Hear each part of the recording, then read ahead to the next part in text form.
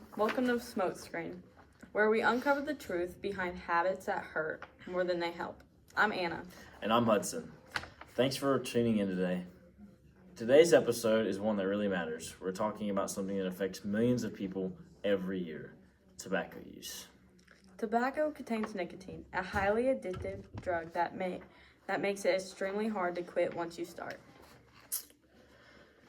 And it's not just a bad habit, it's deadly. Tobacco use is the leading preventable cause of disease and death in the United States, harming nearly every organ in the body and leading to over 480,000 deaths a year. That's almost half a million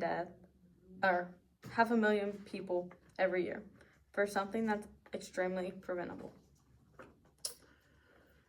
So today we're diving into four main topics. 1. What makes nicotine so addictive? 2. The long-term effects of tobacco. 3. A personal story that shows just how real this issue can get. 4. And finally, prevention and solutions for quitting. Let's start with what keeps people hooked, the power of nicotine. Nicotine is what makes tobacco so addictive. When someone smokes, chews, or vapes, nicotine hits their brains in seconds.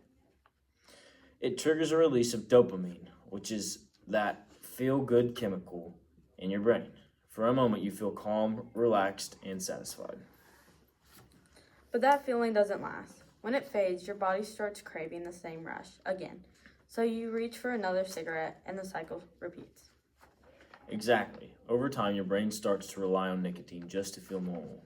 That's why quitting feels almost impossible, because your body's fighting you for that next hit. And while all that's going on in your brain, your body's price. Tobacco use leads to a long list of health risks.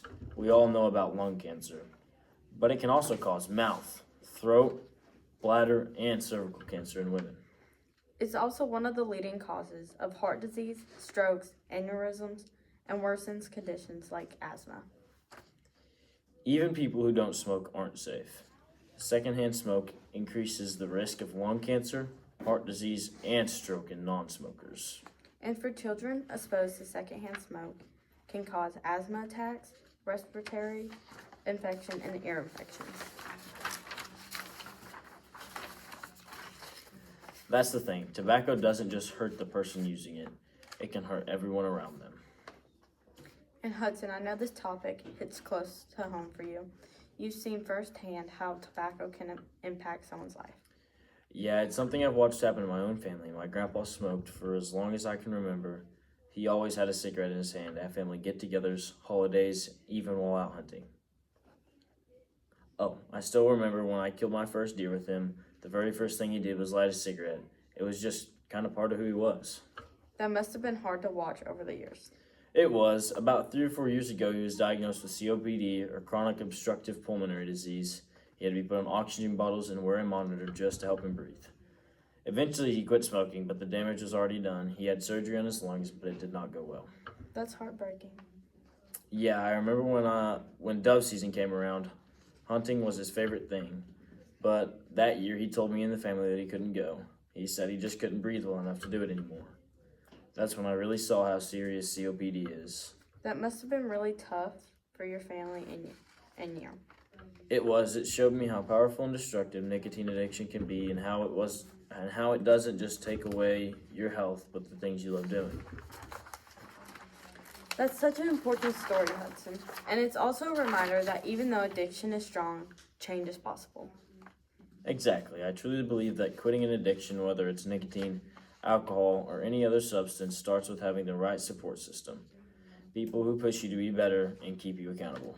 But we know it doesn't always work out that way. So here are some real practical ways to quit tobacco and fight cravings. Yeah, let's go through it for you. Chew gum, eat candy, or snack on peanuts when cravings hit. Keep a rubber band around your wrist and snap it when you get the urge to remind yourself why you're quitting. Try nicotine patches or gum to reduce withdrawal symptoms and safety. Replace the habit. Find something else to do with your hands or mouth to fill that gap. Reach out for help. Go to rehab. Join a support group or call a helpline. One of the best resources is the National Quit Line.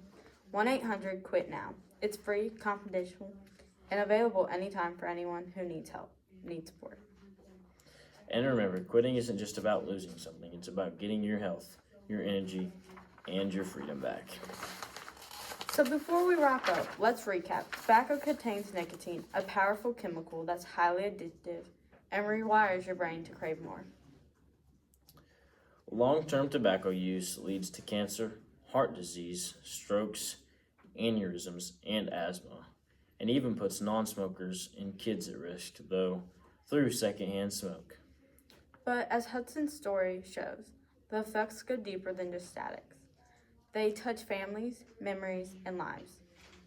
That's right, my grandpa's story is one of many, but it is also a reminder that it is never too late to quit. Even small steps can lead to big changes. So if you're listening today and thinking about quitting, start now. Reach out for help, lean on people who care, and know that it is possible. You've got this. This has been Smoke Screen. I'm Anna.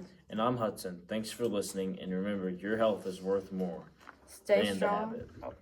Stay strong, smoke free, and we'll see you next time.